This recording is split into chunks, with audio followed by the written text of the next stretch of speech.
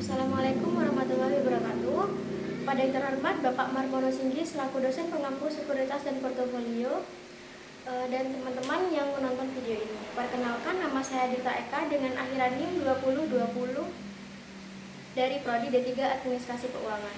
Di sini saya akan menjelaskan tentang jenis-jenis sekuritas yang berisikan pengertian sekuritas, fungsi sekuritas, jenis-jenis, dan jangka waktu. Pengertian sekuritas menurut 3 ahli, yang pertama ada dari Weston dan Copeland. Sekuritas adalah instrumen keuangan yang dapat diperjualbelikan dan mewakili klaim atas aset atau pendapatan suatu entitas. Yang kedua, menurut Fisher dan Jordan, sekuritas merupakan dokumen keuangan yang mencerminkan kepemilikan atau perjanjian hutang yang dapat diperdagangkan di pasar keuangan. Menurut Woody, Kane, dan Marcus, sekuritas adalah investasi yang dapat diperdagangkan dengan tujuan memperoleh keuntungan dari perubahan harga atau pendapatan yang dihasilkan. Kesimpulannya, secara umum, sekuritas adalah instrumen keuangan yang dapat diperjualbelikan dan mencerminkan klaim atas aset, kepemilikan, atau perjanjian hutang dengan tujuan memperoleh keuntungan dari pendapatan atau perubahan harga di pasar keuangan.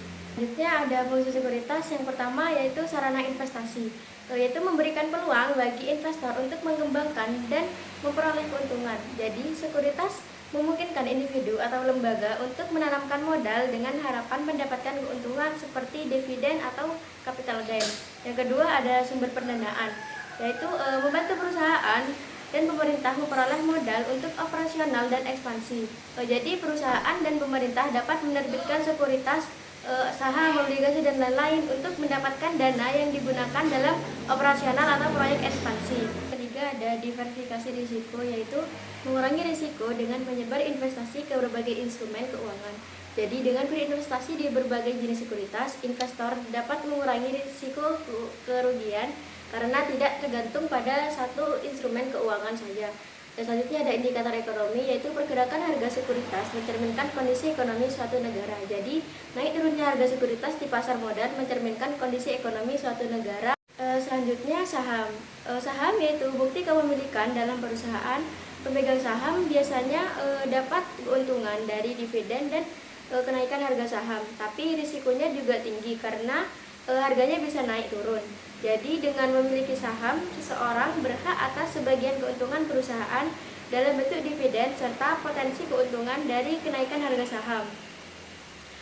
Namun investasi saham juga berisiko karena harga saham bisa berfluktuasi tergantung pada kondisi pasar dan kinerja perusahaan. Selanjutnya jenis saham. Yang pertama ada saham biasa atau common stock. Pemegang saham biasanya memiliki hak suara dalam RUPS dan menerima dividen yang tidak tetap. Jadi saham biasa atau common stock adalah jenis saham yang mewakili kepemilikan dalam perusahaan, memberikan suara dalam RUPS serta hak menerima dividennya yang tidak tetap sesuai kinerja perusahaan. Yang kedua ada saham preferen atau preference stock, yaitu pemegang saham preferen mendapatkan prioritas dalam pembagian dividen dan aset jika perusahaan dilikuidasi, tetapi biasanya tidak memiliki hak suara. Jadi saham preferen adalah jenis saham yang memberikan prioritas kepada pemegangnya dalam pembagian dividen dan klaim atas aset perusahaan jika terjadi likuidasi. Contohnya yang pertama ada saham PT Bank Rakyat Indonesia Tbk atau BBRI dan PT Telkom Indonesia Tbk atau TLKM. Selanjutnya ada obligasi, yaitu surat utang yang diterbitkan perusahaan atau pemerintah. Investor mendapat bunga atau kupon secara berkala dan uang pokoknya dikembalikan saat jatuh tempo. Lebih aman dari saham, tapi keuntungannya lebih kecil. Jadi obligasi adalah surat utang yang diterbitkan oleh perusahaan atau pemerintah, di mana investor mendapatkan bunga atau kupon secara berkala dan pokoknya dikembalikan saat jatuh tempo. Obligasi lebih aman dibandingkan saham, tetapi keuntungannya biasanya itu lebih kecil. Selanjutnya ada jenis-jenis obligasi. Yang pertama ada obligasi korporasi, yaitu surat utang yang diterbitkan oleh perusahaan bank untuk mendapatkan pendanaan. Diterbitkan oleh perusahaan swasta atau BUMN untuk pendanaan ekspansi, modal kerja, atau proyek tertentu. Biasanya biasanya menawarkan kupon lebih tinggi dari obligasi pemerintah karena risikonya lebih besar.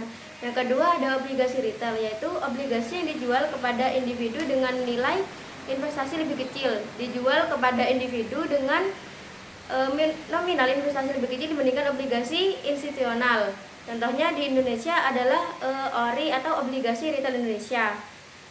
Yang ketiga ada obligasi pemerintah, yaitu surat utang yang diterbitkan oleh pemerintah untuk membiayai anggaran negara, diterbitkan di negara untuk membiayai anggaran proyek pembangunan.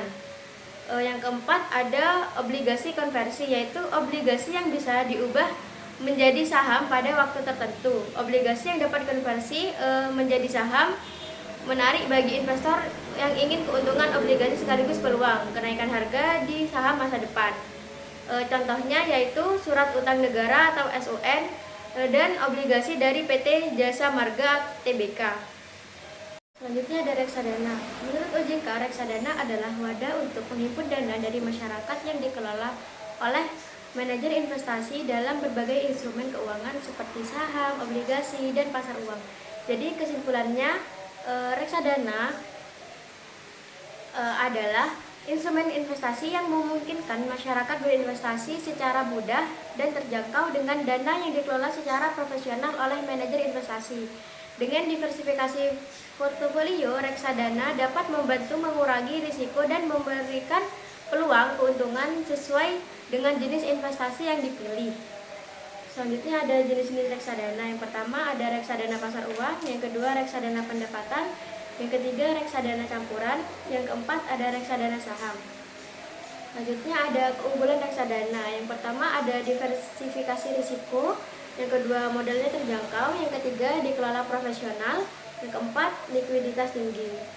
Untuk contoh reksadana, yang pertama ada BNP Paribas Srikahati, yang kedua ada ABF Indonesia Bond Index Fund.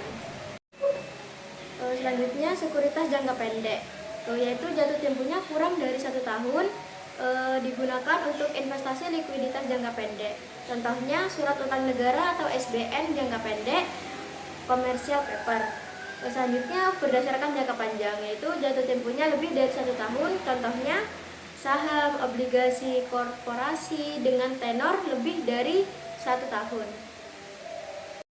Jadi kesimpulannya, sekuritas adalah instrumen keuangan yang dapat diperdagangkan seperti saham, obligasi, reksadana, dan derivatif.